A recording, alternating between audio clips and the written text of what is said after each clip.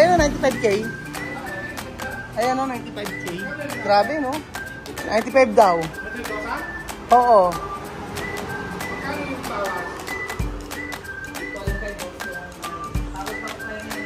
95K daw. Gaganda. Yung mga uso-usong. Ay. Oh, 42K. Mga ganyan siya. Dala nyo, takbo! Takbo, dala nyo! Magandang araw po sa inyo lahat mga amigo. Yung crop top ni Madam.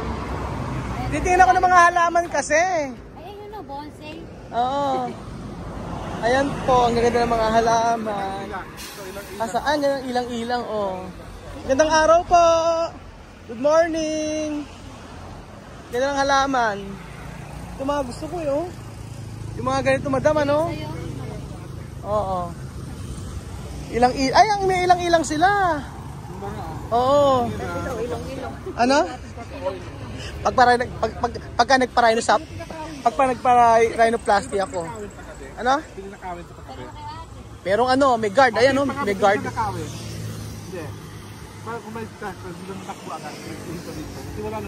Ala, may camera kayo dito? Eh, pag mananakaw. May camera daw ba? Ito, magkala atin ito. Mga pag ninakaw mo ito, mura lang. Pag anong mandakaw? Bili ka tayo. Pag kasi yung nanakawin mo, meron naman perang pambili. Wala nga pa ito. Magkano yung ganito ate? Ha? 1.5. Ang tawag dito ay wave of love. Yung mga ganito mo. 25,000?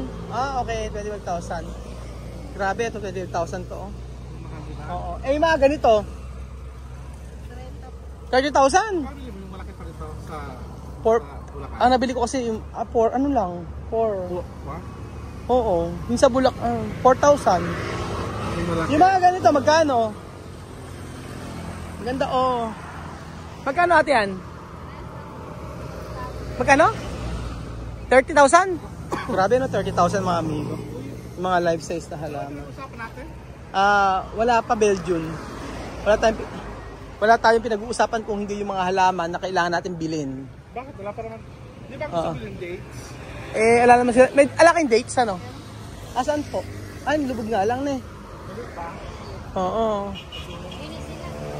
Ayan.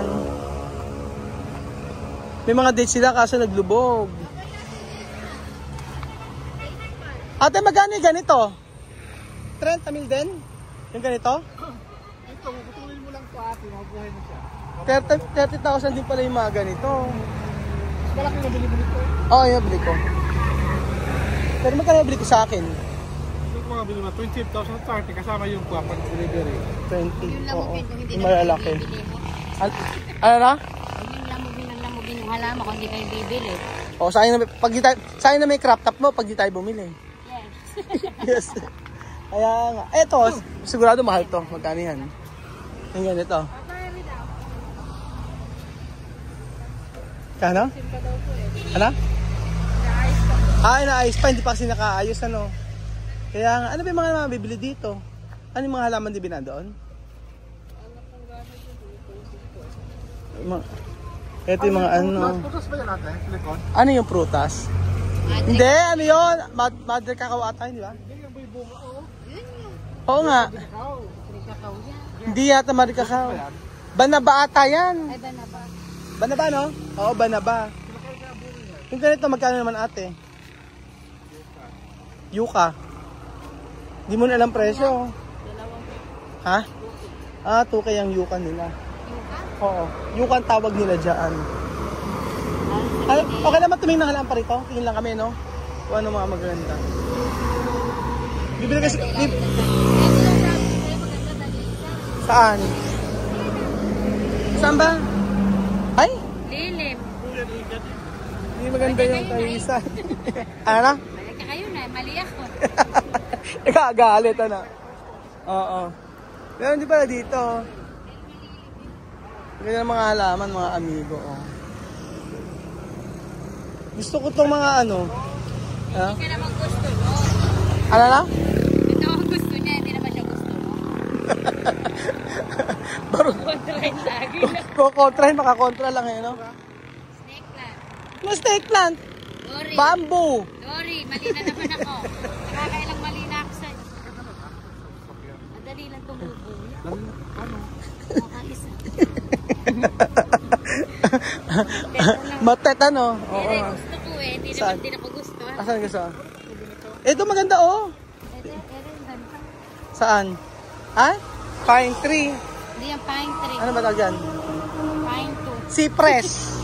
Hindi yung pine tree. Alam mo naman iba yung pine tree. Ano ba yan? Cypress tawag yata dyan. Siya ganyan. Cypress ata tawag dyan. Hindi mo lang kinuha yung upo. Bibili tayo. Ako kulit nyo ah. Ay, ako gusto ko ito oh. Magkano kayo ganito? Diyos ko, ano ba naman gusto? Bakit? Suwi ganyan. Napaka. Bakit? Ano ba? Uy, maganda to. Look tip daw mga amigo. Maganda kasi mga halaman na ano na ewan ko ba pagka maraming halaman na ano ko nawawala yung ano ko yung stress ko. Pero ayan. Mahilig ko mag-halaman kasi. Kaso yung halaman. Sa sarili ko bahay, mag-ahalaman din ako. Ano na? Nagkaroon ako ng sariling bahay. Ano? Gusto ko rin may mga halaman. Saka yung mga gulay. Ayun na, may halaman ka naman yan. May tumubo na, oh. Tutubo mo na naman yung mga pilegis ko rin. Kinukuhanan mo yung binti ko kahit namamalikas ka. Bakit? Ang ganda-ganda nga ng binti mo. Ayan, oh. Patubo na yung kaliskis. Nagigista na ako. Ay, anong klaseng isda ka? Tilapia na lang para Pinoy na Pinoy. Hindi bangus? Hindi, makaliskis yun, nakinig. Si Beljun na si Beljun. Laki to. Masarap yun. Talaki ito. Sige na, pili na kayo. Maiwi na. Gusto ko to, oh. Ito lang. Sabi ko naman yan eh. Pinapipili ko kayo, sabi ko gusto ko to. Ere, ito nga gusto ko. Ayan, oh. Pili mo na yan. Asan ba yung tao? Magkaiba yata yun eh. Yun na naman nakita ko maganda. Ito. Okay naman din. Ay, ito maganda oh. Oo. Ito maganda. Ayan oh. Ito, ayan. Oh, ayan maganda yan. Ay, ano yun? Pineapple? Maganda yan. Hello po, magkano po yung ganito? Oo. 1.5. Yuka siya na variegated. Ang ganda. 1.5. Kaso maliliit. Ang ganda ng yuka niya o maliliit. Para siyang pinya. Variegated 1.5. Ito gusto ko ito. Oo. Hindi ka siya ano? Kaya original na yuka. May local na yuka. Oo, ang local yung parang ano. Oo, yan ang original pala. So mga amigo, ito pala ang original na yuka. Variegated siya. Ang ganda po oh. Yan yun po. Ayan. Ayan si Beljun mga amigo oh. Gutom na po siya. Hindi niya na alam ang gagawin. Itingin na po siya. Tara na Kuya Beljun. Ayan po ano. Ano nakigamit pa ng tubig. Ayan oh, hindi na nga bumili sa karinderya, nakigamit pa ng tubig. Tingnan mo oh, tubig ulan. Diba? Ay meron din tindahan ng ano din, mga muebles. Ay ang ganda nito Beljun, oh, tingnan mo. Tingnan mo to, ang ganda oh. Marvin, tingnan mo oh. Ere oh, acacia din. Ere oh, yung acacia. Ere no? Ere acacia, diba? At parang ganyan yung sa atin eh. Hindi lang maganda yung ano niya. Hindi lang maganda yung frame. Ay yung ano yung sa ilalim. Acacia to, di ba? Magkano inabot mo nito acacia? 95K. Ayun o, 95K. Ayan o, 95K. Grabe no? 95 daw. Oo. Magkano yung bawas? Dito alam kay boss ko. Tapos pa kayo yan. 95K daw, ang gaganda. May mga uso-usong, oh, 42K, mga ganyan siya. Nagko-customize din kayo? Ng ganyan. Mga customize silang ganyan. Ito, tomba-tomba, 5K. Diba? Sipin nyo, 95,000 to mga amigo. Pakita ko sa inyo. Kaya halos ganyan kalaki po yung lamesa na pinagawa ko. 95K. Eh kung tutusin, nabili ko lang po yung kanya. Siguro umabot ng mga 40 siguro. Kasama na yung 34, mga 45,000 kasama na yung frame niya sa baba na stainless. Okay. So iba talaga pagka bibili ka tapos ng kahoy, tapos papagawa mo na lang. O diba? Laking tipid.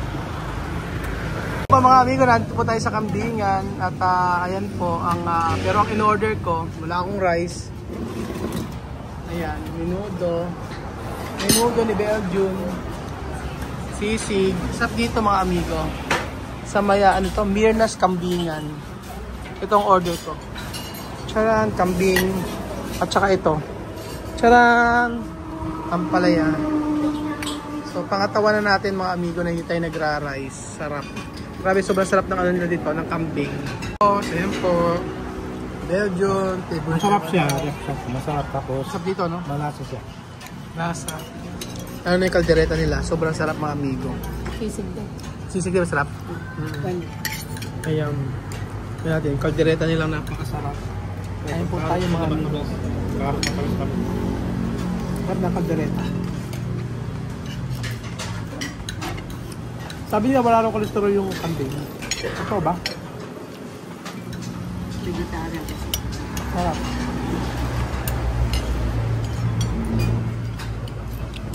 Mas sauce. Solve na naman ng mga kabundat. Oo, gusto ko. Ang dami ko nakain. Tinan mo naman si Pero hindi Kuya. ako nag-rice.